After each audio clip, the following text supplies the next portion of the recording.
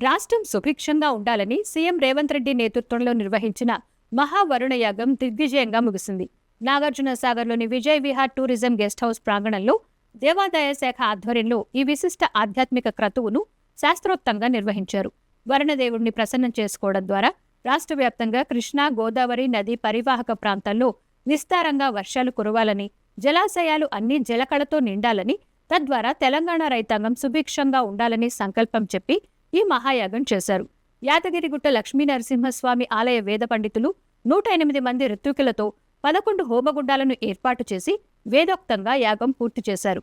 మధ్యాహ్నం సుమారు 3:30 ప్రాంతంలో జరిగిన అత్యంత కీలకమైన మహాపూర్ణాహుతి కార్యక్రమంతో ఈ యాగం సంపూర్ణమైంది.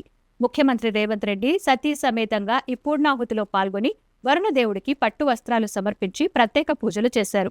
ఈ యాగాన్ని ఉదయం నీటిపారుదల శాఖ మంత్రి ఉత్తమ్ కుమార్ రెడ్డి దంపతులు ప్రారంభించగా, ముగింపు వేడుకలో మంత్రులు కోమటిరెడ్డి వెంకటరెడ్డి, కొండా సురేఖ, కాంగ్రెస్ సీనియర్ నేత జానారెడ్డి, యాదగిరిగుట్ట పాలక మండలి సభ్యురాలు విజయక్రాంతి ఎండీ సిఎల్ విజయ తదితరులు పాల్గొన్నారు. కాగా యాగం ముగిసిన అనంతరం సీఎం రేవంత్ రెడ్డి హెలికాప్టర్లో హైదరాబాద్కు చేరుకున్నారు.